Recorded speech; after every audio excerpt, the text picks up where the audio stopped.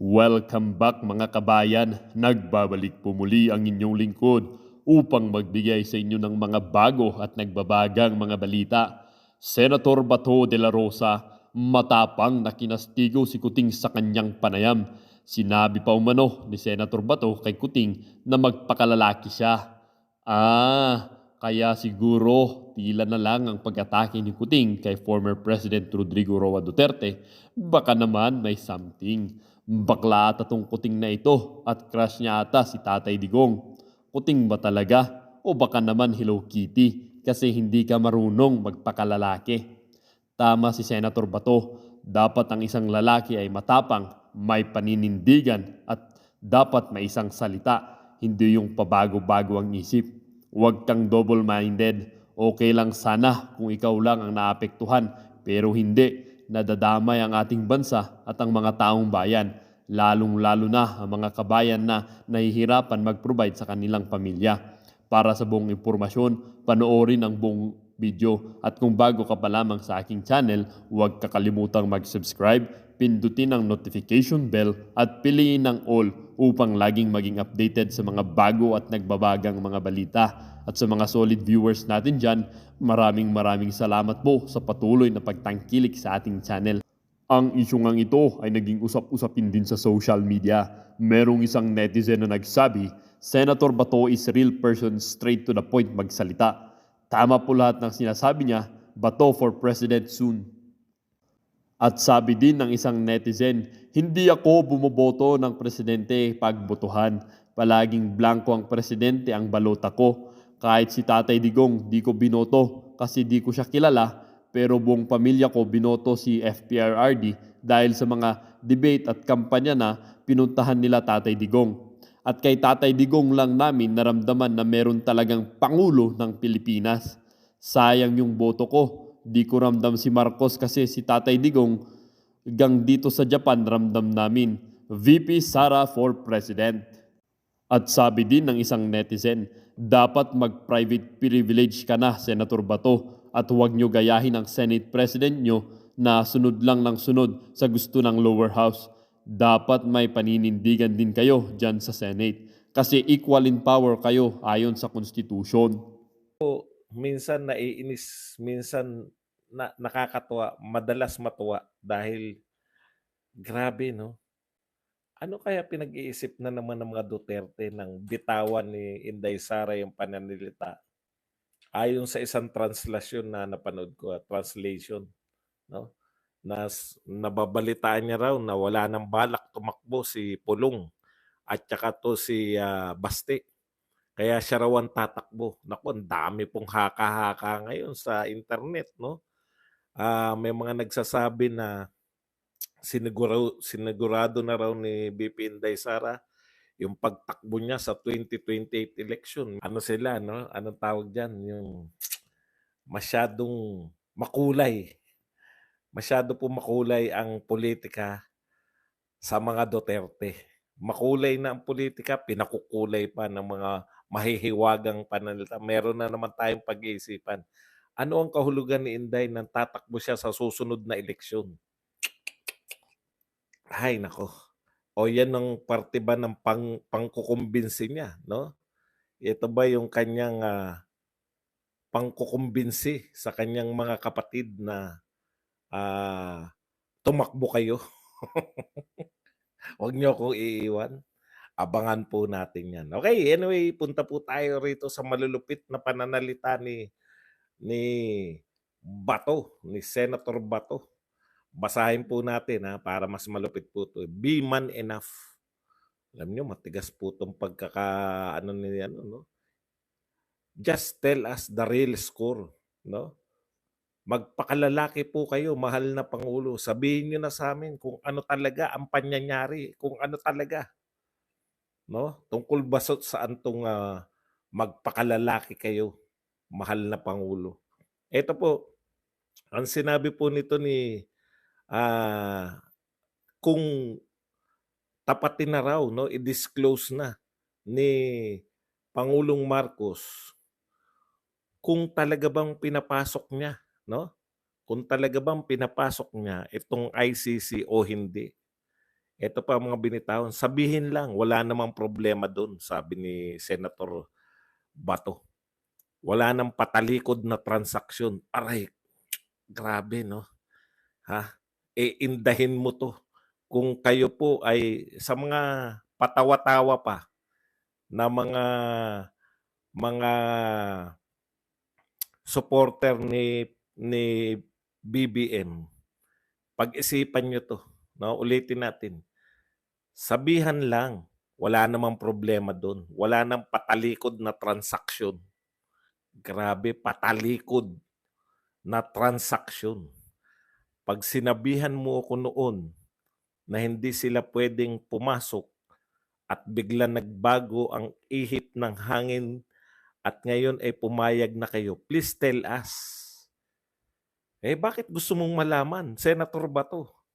Parang nakakatakot magsalita si Bato 'no, pawata-wata lang 'yan nung araw. Ha? Eto po ang huling mga sinabi ni Senator Bato. "You are our president. You are our leader. Please tell us so that we know what to do." Ayan po, makahulugan po 'yan. Bahala na po kayo kung ano po ang kahulugan sa inyo. Sa'kin hindi po matalinhaga 'yan. 'Yan po, magtapatan na tayo. 'Wag na tayong saksakan sa likod. Sabihin niyo, "Mahal na Pangulo, kung talagang pinapasok niyo yung ICC para alam namin ang aming gagawin." Ibig sabihin, hindi po kami tatahimik. Baka akala niyo, pinapasok na namin, hintayin na lang natin resulta. Ayan oh, ang linaw oh. So that we know what to do. Hindi niya sinabing, "I know so that I will know what I do." Ang baro ko mag-English, 'di ba?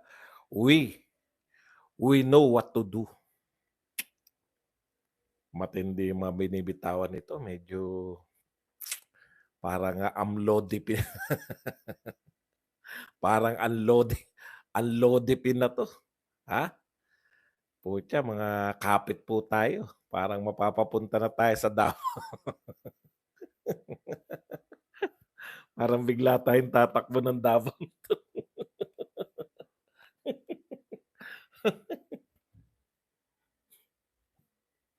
Okay, tignan po natin 'no. Ito po.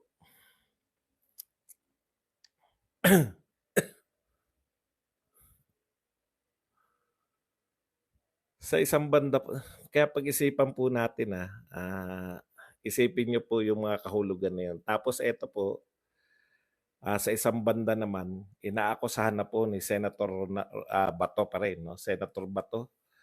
Inaakusahan niya naman po eto, pag-isipan po muna natin yun, yung mga sinabi na yun. Una, gusto niya na hindi po parang parang sinasabi ni Bato na ano, hindi po puwedeng hindi malinaw, 'no? Hindi ka 'wag mo kaming daanin sa pananahimik.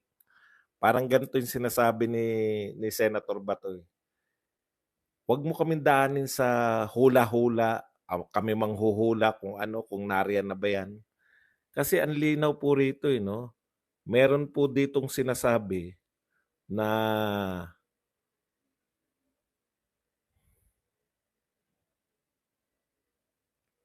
si Trillanes nakaano pa 'to, eh. Ayan kasi, oh, sinasabi, oh. The senator's appeal, on the other hand, came following former Senator Antonio Trillanes' disclosure that ICC investigators have already gathered sufficient evidence against former President Duterte and a warrant of arrest against him may be issued very soon, no? So nagpapalaganap kayo, pinapalaganap ninyo, gusto niyo na ipatanggap sa tao na malapit na maaresto si Pangulong Duterte. Parang ang sinasabi rito ni Bato, pinanghahawakan namin as rock solid, 'no? Kasing tagas ng bato yung sinabi mo sa akin. Yan yung gusto niyang ipaalala sa presidente. Sinabihan mo ko, eh. Personally, nagsabi ka sa akin na hindi mo papapasukin yung ICC.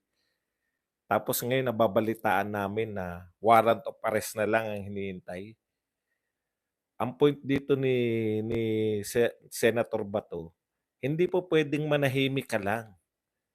Magsabi ka, be man enough, 'no?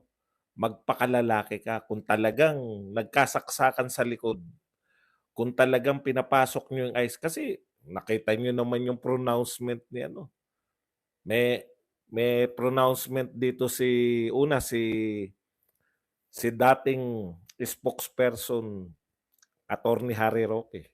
Nag-pronouncement siya, 'di ba? Ano yung pronouncement niya? Na narito na yung ICC. Yung mga source niya, yung mga dati niyang mga kasama, may source siya. Hindi naman nila iniimbestigahan. Ikalawa, si Trillanes nagsabi na halos tapos na raw yung investigasyon. Anytime daw, lalabas na yung warrant of arrest. Ikatlo, yung biglang pahayag, pagbabago ng pahayag nitong DOJ na wala naman sila nakikitang ginagawang mali ng ICC kaya hahayaan lang nila. So ito pong mga sinasabi to ni Roque, ni Trillanes at saka nito ni Secretary Boying Remulla, parang nagkakatugma-tugma na narito na talaga yung ICC kung susuriin nyo. Okay. Ngayon, ang gusto lang ni Bato, nangako ka sa akin eh. Alam niyo po, iba yung mga maginoong kausap eh. Hindi po purong politiko yan si Bato, no? Yan po ay PMAyer, no? Yung word of honor diyan ay importante. Sa inyong mga politiko kung basta-basta pwedeng baguhin yan pero pinanghawakan niya ni Bato. Kaya ang huling kahilingan ni Bato bago siya umaksyon ng kung ano pa man, magpakalalaki kayo. Sabihin niyo na sa amin, what's the real score? Kasi bakit siya gigil na gigil? Dahil lang ba kay Duterte? Hindi, personally kasama siya ron eh. Dalawa sila ni Pangulong Duterte. Dalawa sila na sinasampahan na, dinadamay na nga ngayon si Sara Duterte diyan sa ICC niyan. Alam niyo po, parang nasa ano tayo, no, yung anytime may sasabog. Nasa grabe talaga tong gobyerno. Tapos yan, makikita pa natin, no? Pinangatwiranan pa. So what daw eh. So what kung may mga namatay diyan sa ano? Basta atin kami kung sabi ng mga followers, ganun mga twiran. Nakakagigil eh. Gigil na gigil ako sa kanina, may nag-so what pa. PI na so what yan. Okay, punta po tayo rito. Ito pa po isa, sabay-sabay, no? Sabay-sabay. Tapos nakikita mo si Mel Robles ba yun?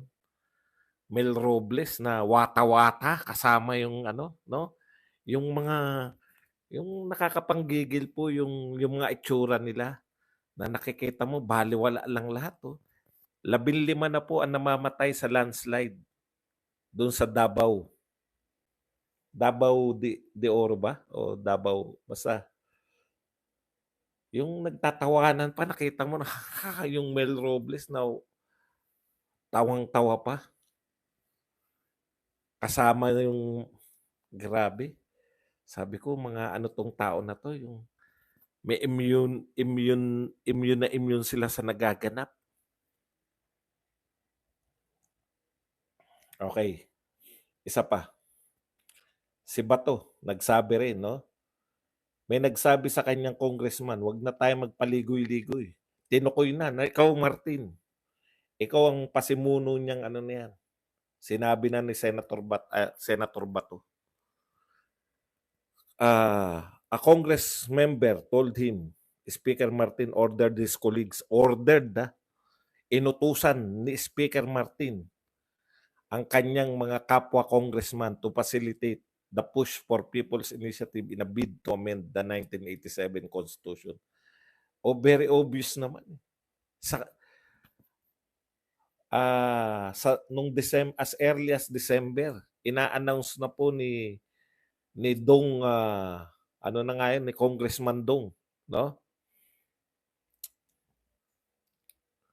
As early as December, gusto na po ni Congressman, anong apelyido na nga ni Dong, na nagsasuggest na siya na True People's Initiative, yung etchepuwera na yung mga senador. Mabuti nga, nagsasalita na yung mga senador ngayon. Senator Amy, Senator Villanueva, o si Dong Gonzales. As early as December, pinalutang na nila yung People's Initiative. Ano yan? Nagkataon lang?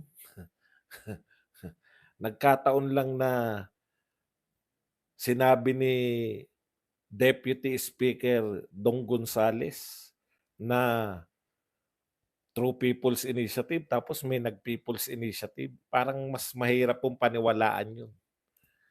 Okay, pero sabi nga ni De La Rosa, siyempre hindi niya bibulgar kung sino yung congressman na yun. Mahirap na kasi kung kumprontahin mo rin sila, sabihin nila sa'yo, boss, pasensya ka na, just following orders.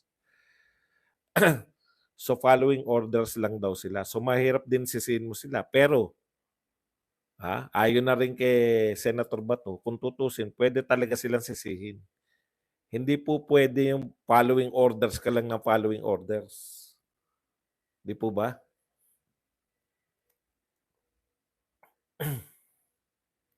Kinakailangan yung orders din na pinapalo mo ay just, legal. Kung congressman ka at ikaw ang mamumuno sa People's Initiative, hindi po ano yun, hindi po makatotohanan yun. Okay. Pero tinanggi po yan ni Romualdez. Tignan niyo po, ayan, no? Sabi po ni Romualdez, that Senator Bato talking, I don't know what he's talking about. He has not mentioned any congressman. I do not respond to general statements. Hindi, no? Ganun lang niya dinismiss. Nakita ko yan kanina eh. No? Sige, magpakita po kayo ng arrogance. Yung sabi sa akin ng congressman, pero di ko na sabihin sino siya, baka pagalitan siya. Sabi, eto po, that Senator Bato talking, wala kang balak alamin kung totoo yung sinasabi ni Senator Bato o hindi. Sa bagay, alam mo na eh. Aalamin mo pa ba yan? Alam mo na eh. O nasan na ngayon yung sinasabi yung 51 billion, 51 billion. Open na yung Congress. Oh. Bakit hindi nyo ipanawagan na imbestigahan? Kayo sa Senado, imbestigahan nyo po itong People's Initiative. Real talk po. Saan po sila kumuha ng pera? Marami pong pera yan.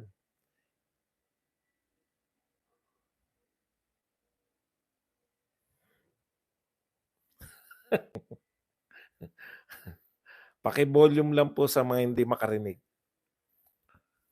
Marami pong perang ginagastos yan. Saan po galing yung pera? Naku, hindi na po ito po pwedeng i-ignore nyo lang. Ang daming beses nyo na i-ignore. No? Mahal na Pangulo, hindi na ubra yung mga patahimik. No? Yung PSG, wala po kaming problema sa PSG. Alam po namin yung trabaho nyo. Protektahan yung Pangulo. Hindi po kayo dapat yung nag-ano ron. Ang dapat po sagutin, sa lahat, no? Ang nakakagalit po, wala po silang balak sagutin eh. Dami nangyayari sa lipunan. Ang dami pong crisis ngayon. Yung integridad ng gobyerno. Kino-question yung mga Guinness Book of World Record tayo sa improbability ng mga pagtama ng loto. Pagtaas ng mga presyo ng bilihin. Mataas ang presyo pero baha yung mga gulay ng mga magsasaka natin. Putya, wala. Nakakaawa rin eh. No? Ang mura-mura dahil binahanin nyo sa merkado ng mga imported. Kawawa yung mga magsaka natin. Hindi mabili yung mga sibuyas nila at kung ano-ano. Hoy, baka naman nagkamali lang po si Jocelyn, sobra naman. Napaka-OA niyo naman. Sabihin niyo lang na may sounds, 'wag naman kung ano-ano. Masyado kayo mainit naman. Cool lang kayo. Ako nga dapat na mainit, eh, cool lang ako, eh. Okey, asan na ba tayo?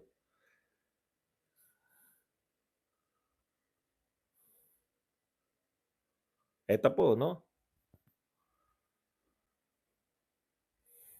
ah, 'yan po dapat sagutin niyo na 'yan 'no, hindi po pupuwedeng in general, hindi ako nag-aano sa general. Isa pa po ang nakakatawa po dito, ang nakakatawa pa po, opening po ng Congress ngayon, nagra-rally po, sino po? Tanong niyo po kung sino po yung nagra-rally sa labas ng Congress. Si Franz Castro.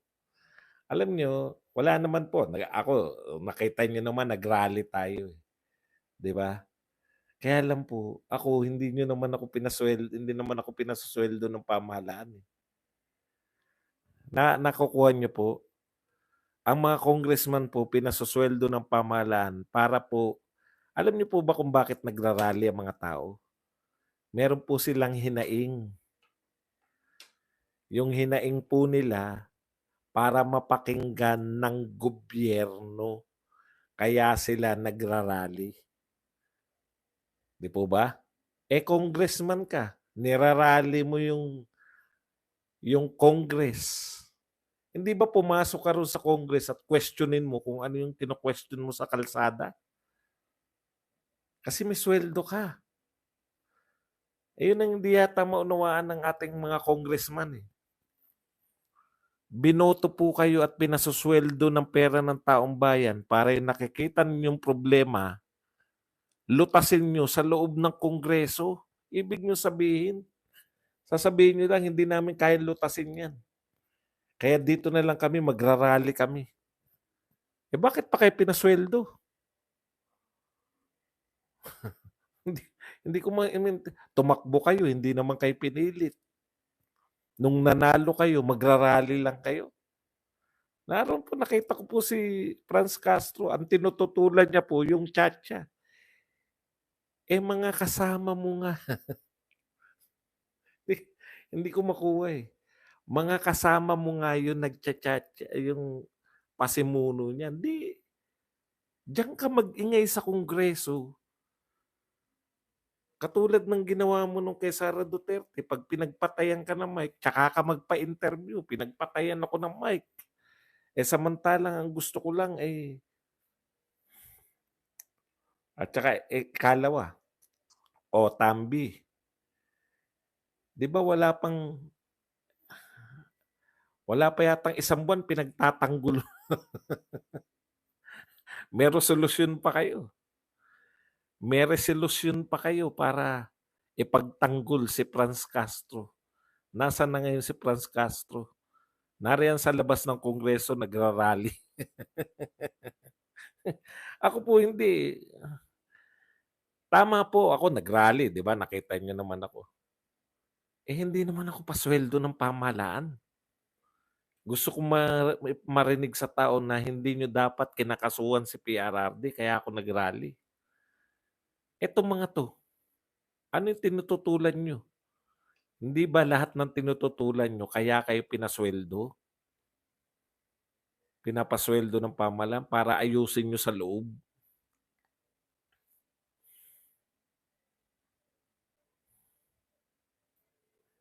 Hindi ko yan talaga hindi ko makuha, eh. Okey, Lawyer Makalintal, kilala naman po natin si Makalintal, yan yung talunan na ano 'no, yan po yung talunan na, kasama po roon sa Otso Diretso. Sabi po ni Makalintal ngayon 'no, dapat daw yung COMELEC hindi na tinatanggap yung mga pirma na yan. Eto po, wala naman tayong alam dito sa batas na 'to, eto po marunong talaga 'to sa batas. Sabi po ni Attorney Romulo Makalintal, "It, it cannot be the basis of initiative. It gives a wrong impression to the people that an initiative to amend the charter has already been properly or validly initiated. O tama po, no? Ang sinasabi rito ni Makalintal, ako na lang kasi 'pag binasa pa natin malalim pa, bababain ko pa 'yan. Sinasabi ni Makalintal, bago ka magpapirma, meron ng amendments. Ano yung mga babaguhin mo?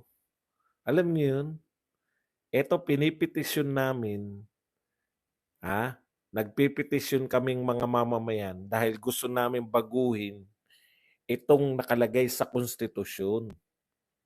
Yun po yung people's initiative. Kaya ang sabi nga ni Makalintal, mauuna muna yung petisyon, mauuna muna yung gusto mong baguhin. Alam niyo yun? Di ba pag petisyon, bakit nyo pinipetisyon yan? Ay magpipirmahan po muna kami. Tsaka na namin pag-iisipan kung ano yung kung ano yung reklamo namin. Hindi po pwede yun, di ba? Kunwari, pag may sinabing, halimbawa lang po, may ipipetisyon kayo mga kasama nyo sa trabaho o kapitbahay nyo, ipipetisyon nyo. Maingay. Halimbawa, di ba? Alauna na, nagbibidyoke pa. Di ba? Ipipetisyon nyo. Ano yung pinipetisyon nyo? Yung pagbibidyoke niya, meron na. Yun yung sinasabi ni Makalintal. Ngayon po, nauna yung pirma, wala pa yung gustong baguhin. Alam niyo yun? Putyang, alam nga ng mga tao, ayuda yun. Pirma kayo, kapalit yan, ayuda. Di ba? Yun Maganda rin yung punto nito ni Makalintal.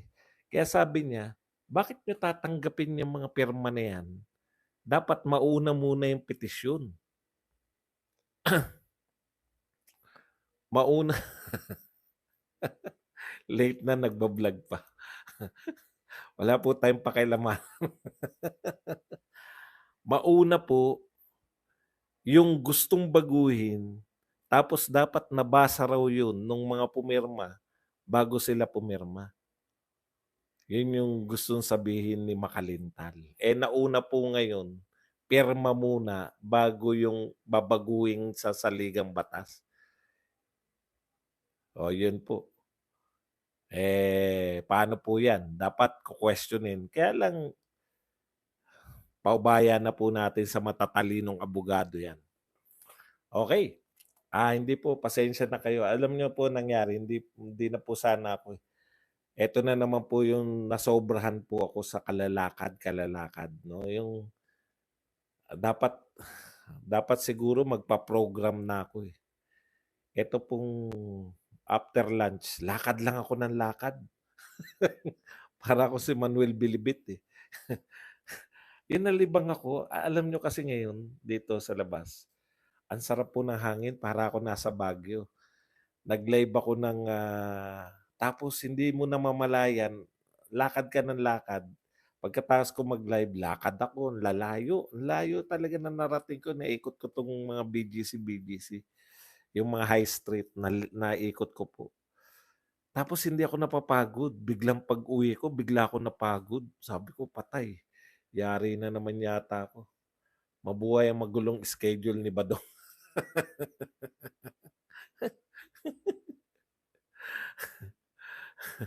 Thank you very much kay Gregory sa 5,000 won. Hindi po kasi tayo convention.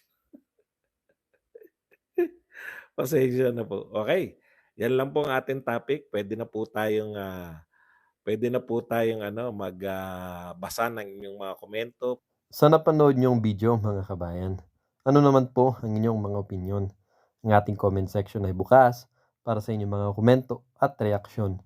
Huwag kakalimutan, do not let your thoughts left unspoken. As citizen of this country, your opinions matter. Huwag pong mahihiyang magbigay ng inyong mga saloobin, mga kabayan. At syempre, huwag niyo din pong kakalimutan i-share ang video ito upang inyong mga kaibigan at kapamilya ay maging aware din sa kung anong nangyayari sa ating bansa. Huwag din kakalimutang mag-iwan ng like. Hanggang sa muli!